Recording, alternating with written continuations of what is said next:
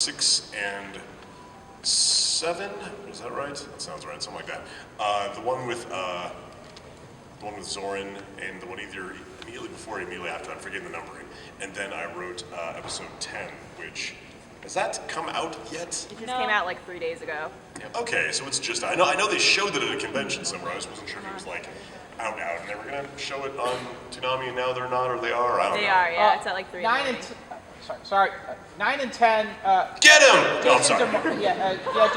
Jason DeMarco's was mentioning the Toonami crew somehow they thought they were getting 9 and 10, but for some reason something happened. I think with contract disputes that they had to pull. They were going to pull it after episode. They had to stop it at episode 8. Okay, so they're not getting 9 and 10. Well, to be fair, not to try to put a Pollyanna spin on it. It took us forever to get 9 and 10 in the first place, so you could make the argument that marathoning Hellsing Ultimate is sort of runs against the grain of the whole Hellsing Ultimate experience, which has been like, here's 2 episodes, wait a couple years. Here's an episode, wait a couple years. Like, that should be the marathon. Like, tonight on Toonami, the Hellsing Ultimate Marathon. They show you the first 2 episodes, like, tune in 2018 for episodes 3 and 4. That would be, it's kind of trolling, but that'd be cool. That would be the Hellsing Ultimate Marathon. Let me bop over here. Okay, so I. Wait, what's on your sweater? Huh? What's? Cats. Okay, I thought so, but I wasn't sure. Like, they're cats or orcs, I'm not sure. Good choice. Okay, I have a random question that has nothing to do with Kill la Kill or anything you've worked on. I saw on your Twitter you have a post about Love Live School Idol Festival. Yes.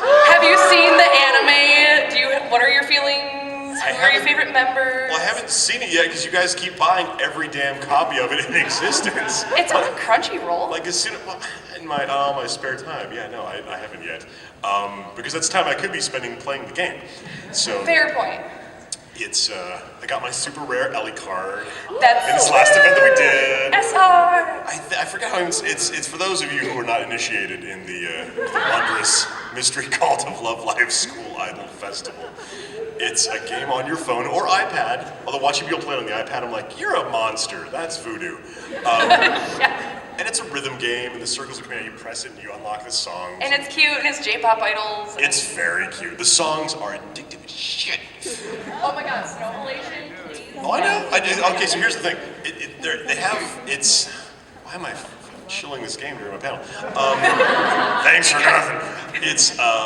They have microtransactions, but I haven't spent any money on it. It's not one where you hit a paywall per se. But I know that during the events, people go hog wild buying the gems, doing the thing. Oh yeah. But I kept seeing people like talk about it on Twitter, like people that I follow, like Char from Viz, who is like North American Queen of Love Live. So I was like, I'm gonna check this out. I need a game on my phone, and now my life is over.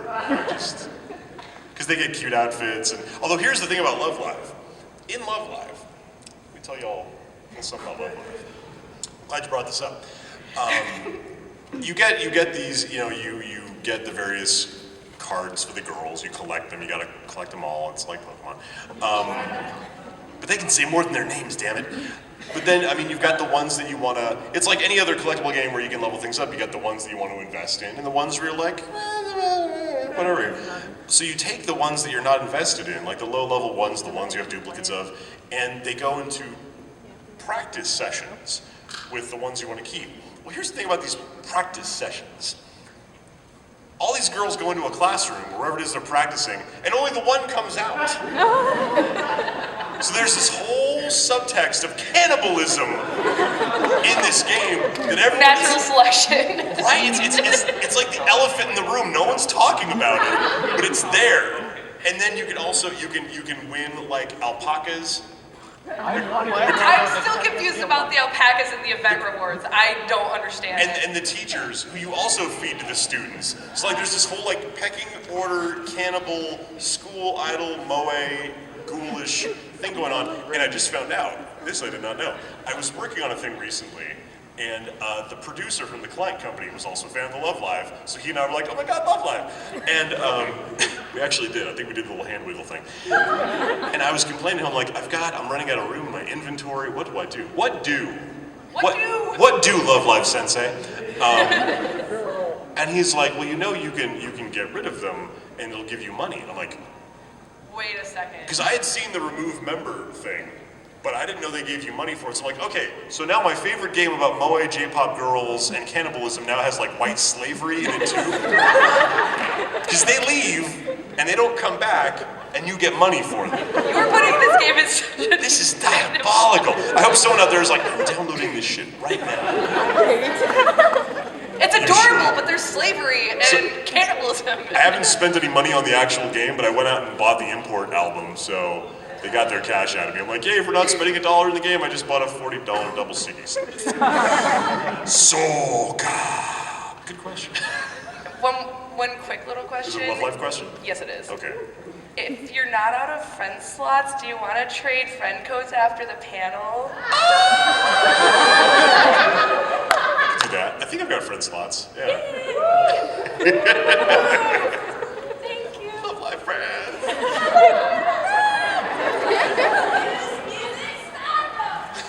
Love Life. You guys are like, we came here for Kill I Kill. And we've got this schmuck talking about this phone game. What is wrong with the world? What's my life become? Step up. Like everyone's like keeping a respectful distance from the mic, like I couldn't possibly. And over on that side, they're like, bam, we're here. Screw that microphone. I should get you guys fighting. Like, you fart. No, it's practice. Yeah, first of all, could you make that friend code public? I think I'd run out of slots pretty quick. I'm not super duper high level because I only just started doing it like, well, probably longer ago now than I want to admit. I'm like, how long have I been playing this game?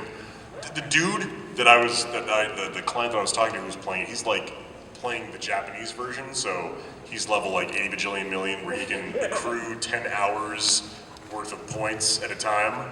I'm not that lead. I looked at him, I was jealous. I'm like, you can like play once a day and be good until after work. Me, man, I have to like go and sneak the Love Live. So I probably won't make the, you know what, people ask me for it on Twitter, and if I have slots, I'll give you a slot. And if I don't have a slot, then cry more. No, that's probably the best way. Yeah, tweet me, be like, I was the dude that asked you for the thing. And I'll be like, okay, dude, and I'll like private tweet message it at you. And sliding back into Kill a Kill. So, I guess that's the kind of question in terms of about your opinion on what happened.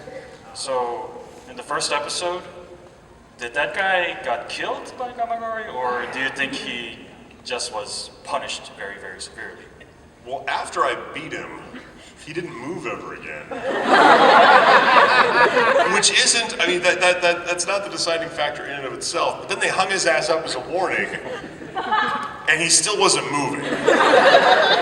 So I think he maybe did. I'm assuming he never shows up again anywhere else. I don't think so. I think that was it for that dude. Somebody made an animated GIF of Gamagori like zooming down past the windows. That dude is like hauling ass down the stairs. And it just keeps looping. I love it. I like that moment a lot. Again, that was one of those moments, along with when he comes into the room and he's 50 feet tall, that lets you know very early on what you're in store for. You're like, okay, it's like that. And then I saw some of the outfits and I was like, oh, okay, it's like that. But, literally, like, but. I do have to give the show props for having there be a reason. Because early on you're like, yes, now I've got a badge. No more sneaking around for me. Retire the old cardboard box. No, you know, a lot of shows, they're just wearing stuff like that because they're wearing stuff like that. Whereas in Kill I Kill, again, don't want to drop any spoilers, people have gone all the way through. There's a reason they're dressed like that. There's an actual honesty guide, integral to the plot, reason why everyone's all jiggle factor. Yes. Yeah. And kind of leading up to that, the thing I was kind of wondering, there seems to be kind of a gap between the student council in terms of how they were initially and how they became later on. And that in the first initially, they're all bloodthirsty. They kill like 50% of the student body in like one fell swoop. Like you do. And then, like as they go on, they turn into like, oh, we're not so bad after all. Like, we're good guys. Like, Gamagor is a soft fella, even though he was responsible for wiping off 50% of his student body once. It's kind of a jarring kind of gap, I would say. I mean, I think with where the show, and speaking generally, so I don't want to drop too many spoiler bombs, with where the show goes plot-wise and where it's decided to put its focus, it makes sense for them to sort of shift away, because at that point, the protagonists have bigger fish to fry, so there's really no point highlighting them as bastards. You know what I mean? Of course. It's just that initially it was just so, they were so ruthless. Well, yeah, but again, it also plays to that sense of like, okay, here's what this character thinks they know at this point, because everyone can only go off their own perspective. So, from this character's perspective, this dude and this dude are real sons of bitches. But then later, they're like, oh, I know things now, not so bad. Again, I mean, I feel like, well, they probably died doing the No Tardies Day. I was gonna say he didn't kill that many people, but he probably ultimately did. I'd like to think they all like limped into some other school. They transferred to some other. You just got this string of like transfer students from Hinoji Academy, you know, all walking up with like neck braces and crutches. They go in for the first day to like meet the teacher, introduce themselves, and everyone's like, Hinoji Academy, Hinoji Academy, Hinoji Academy. The one guy's like, no, I'm just clumsy. They're like, oh, okay, cool, come on. But yeah, I feel no remorse, if that is what you're wondering. I'm gonna jump over here. Yes. Hey, so Love Life question? But are either about Love Life? Oh no.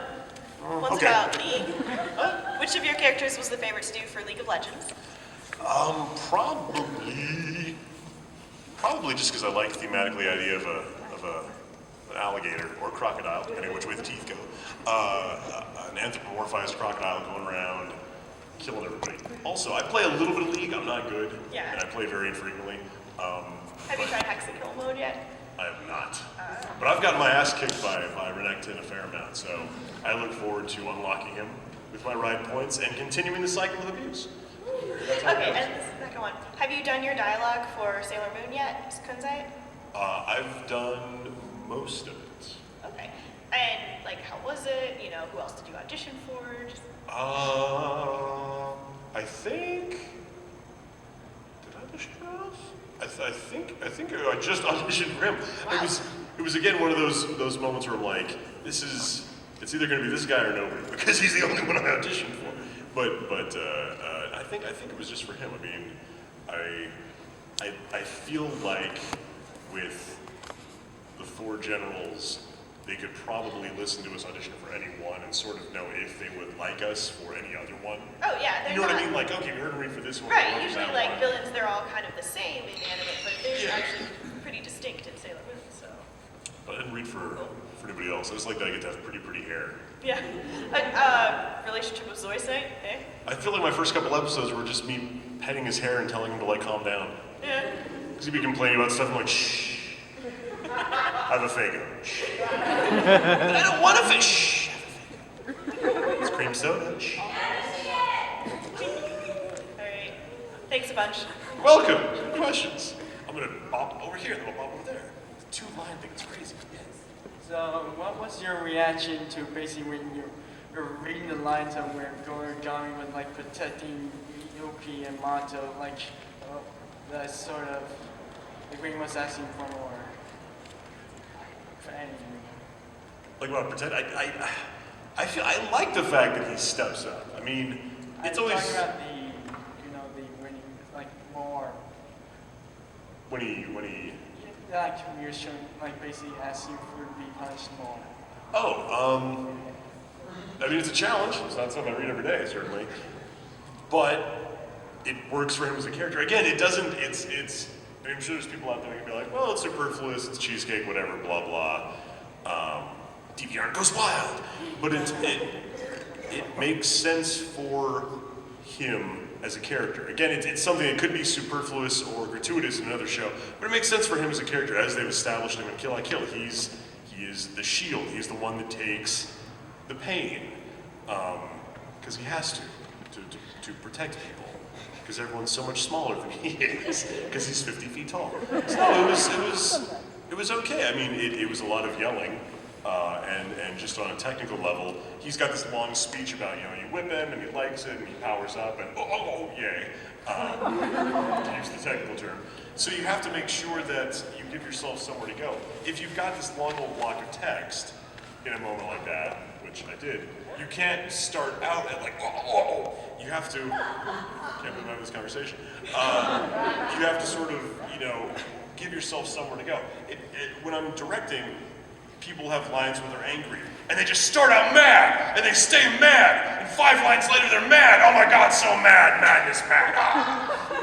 And what I'll tell them is like, start small, let yourself crescendo over the lines, leave yourself somewhere to go.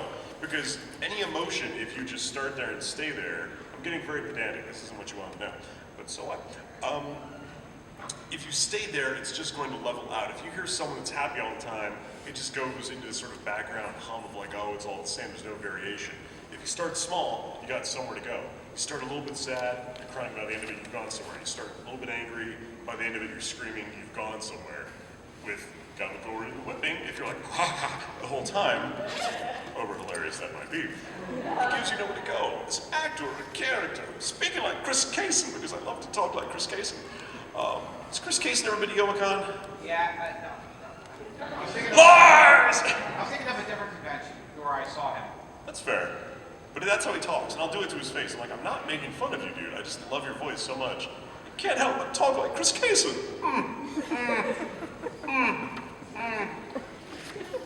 Okay, animation-wise, is there any other anime that you have voice for that you may want to see switch the animation just to see how it turned out?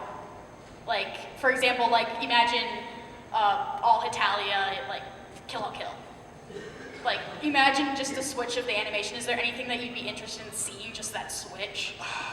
I've never thought about it like that, but I guess just for the pure WTF factor,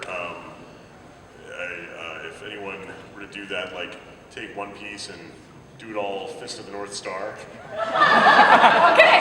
Picture a movie with too many muscles, he's all like, I am already hungry. I'd watch that. That'd be really weird. I just picture everyone with too many muscles and very stern Fist of the North Star face. That'd be okay. That'd be a thing. Or if you took, what was I thinking of? What was the theme? I forget.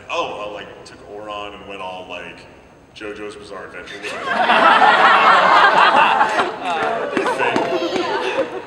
I can picture Nekozawa having his weird little Belsenef stand. That'd be awesome. Oh my God, it'd be a giant Belsenef that kicking people's ass for.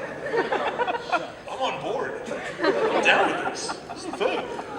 Yes. Sorry. I've got I'll keep this to 2. You guys are down with the 2. Sorry.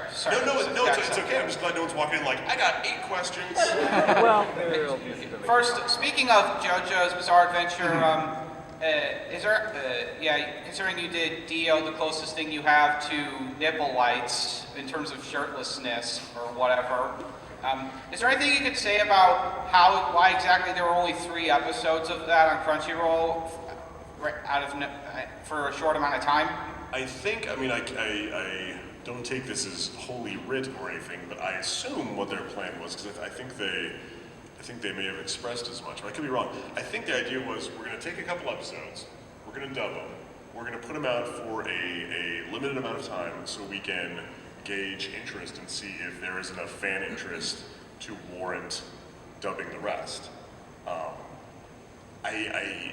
And it was a pretty quick window. I remember it being right in the middle of AX. I was like, oh, I want to watch them, and then they were gone.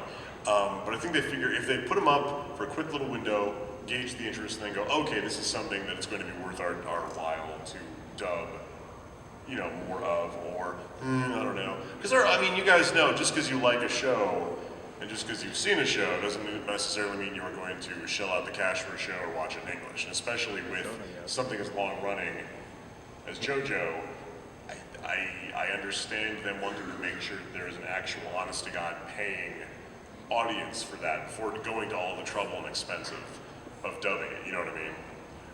So I think that was the plan. I haven't gone into dub any more of it, so I don't know if there are plans afoot to do more, or if it was just going to be that